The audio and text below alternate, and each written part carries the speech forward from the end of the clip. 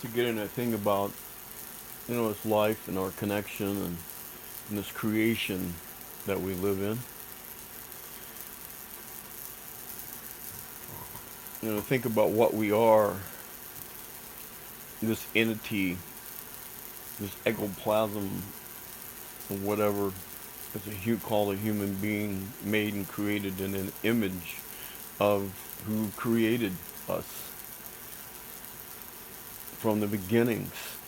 And that's not all clearly said and given out to people to understand it fully, because then they may think they know too much.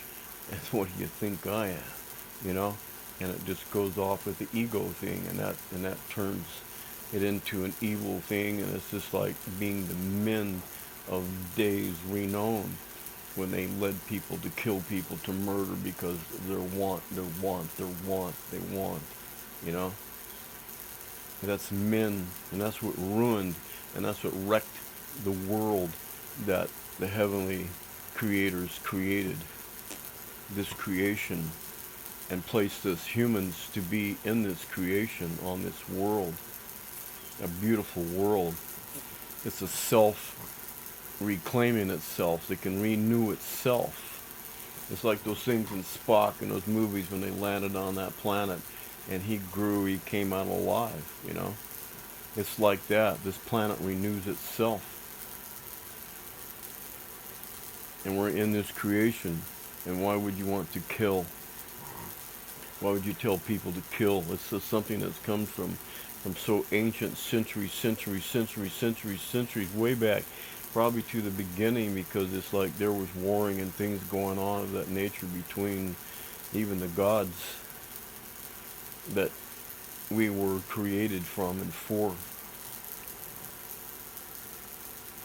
And they were created by a creator, the creation of all.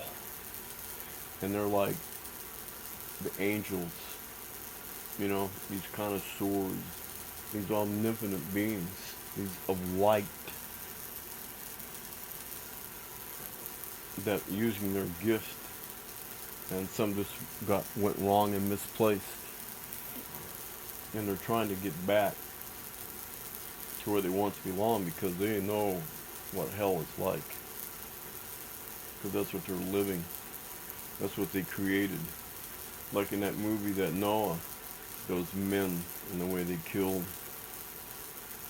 and those fallen ones that are come to help now, and what happened, that they were trying to renew the resources of creation and get rid of this men and the man and that identity and that egotistical thing that just ruins God's world. Well, that's not too much, is it?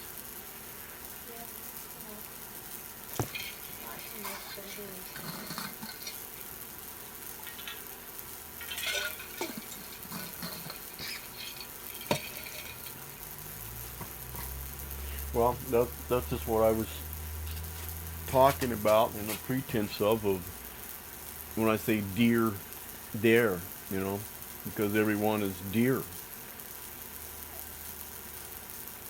You're dear to me.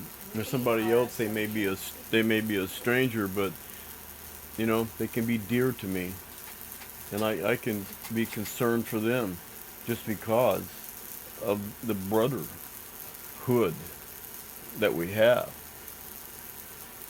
And that's between everyone.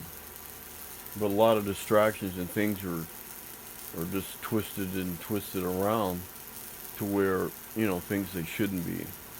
And then you gotta be careful how you go into some things, because you know of some things, just to make a joke, but like to bring it back around to like, that's not really what it's about, And then you think about things about Christ and God, and put that into conversation, and just, things about what they understand about it, what they can believe about it, and these grow strong connections. So there'll be times of need when you need like strong connections, because it's just something going to happen. I mean, they've got all these trucks, these UN trucks they have. You can see train loads of them, just car after car after car. Big long, a quarter-mile long. All these equipment they're moving around and stuff. Because, something's going to happen. And there's a lot of rich that they're saying now is they're going underground to those places that they've used their money for and use their taxes for to build themselves a nice, secure place by using us. All the workers out here spending our tax, and they can do how they turn the money back into material stuff and build it, and they build this really secure place from us using us, but we won't be able to be shared in that. It's just a selected few.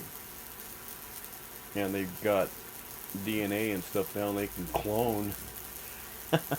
Can you imagine what we are from eons past? That we were clones of something that happened, because nothing's new under the sun. And here we are, clones of creatures that exist under the earth because they can't be out on its surface because of their skin. And it's not just to see it, but it's just because you don't see a lizard out in the sun or snakes out in the sun just to warm themselves. And when it gets too hot, they have to go for cover. These things probably can't be out at all. And they use us to work and run this planet. And this oil, how about this? If the oil that we pump out from the ground and we're using out here, what if it's their buy waste products? Because they have to have waste. And here we are sucking the stuff up and turning it into fuel and gas and burning it off. So it gets rid of their waste, like we have waste up here from our garbage dumps and stuff piling up, and it gets so much. I mean, what do we do with this stuff, when it gets overloaded? Wouldn't that be a trip? You have to write a book about that,